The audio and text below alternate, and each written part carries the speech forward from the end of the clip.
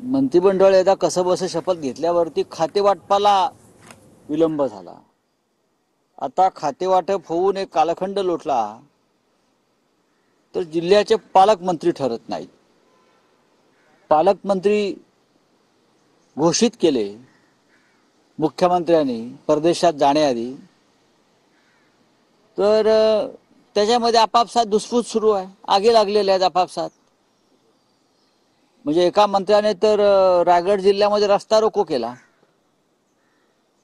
रस्ता रोको केल्या, धमक्या दिल्या। म्हणजे इतकं प्रचंड बहुमत जे तुम्हाला मिळालेलं आहे, म्हणजे तुम्ही मिळवलं आहे,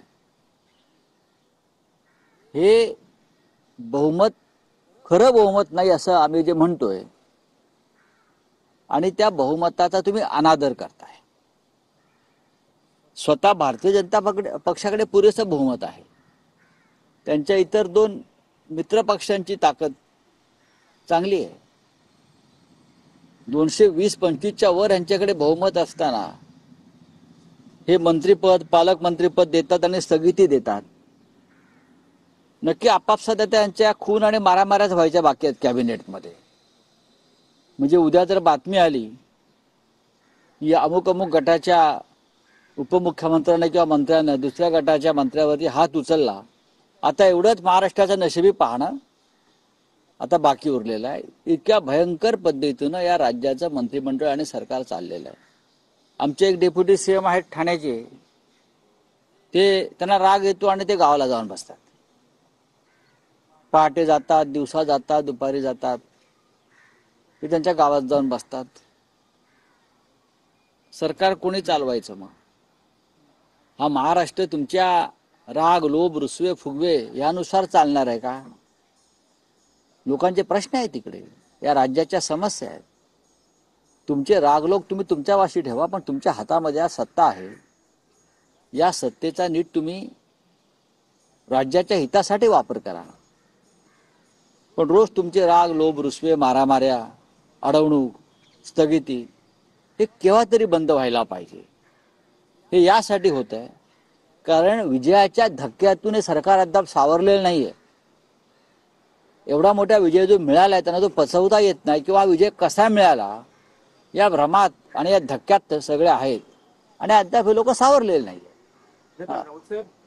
2018 नंतर पहिल्यांदा मुख्यमंत्री देवेंद्र फडणवीस हे दावोसला गेले आहेत वर्ल्ड इकॉनॉमिक फोरमसाठी।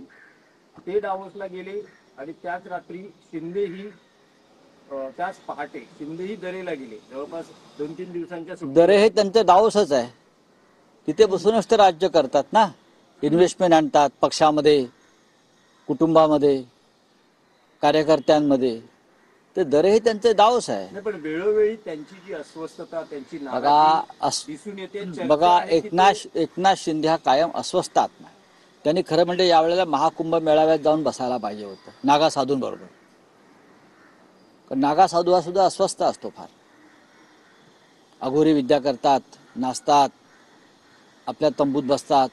तर जे अस्वस्थ आहेत महाराष्ट्रामध्ये या क्षणी, त्यांच्यासाठी योगी आदित्यनाथजींनी प्रयागराजच्या तीर्थावर काही तंबू आणि काही साधूंची व्यवस्था केली आहे। अस्वस्थ आत्म्याने तिकडे जायचं, गंगेत डुबकी घ्यायची,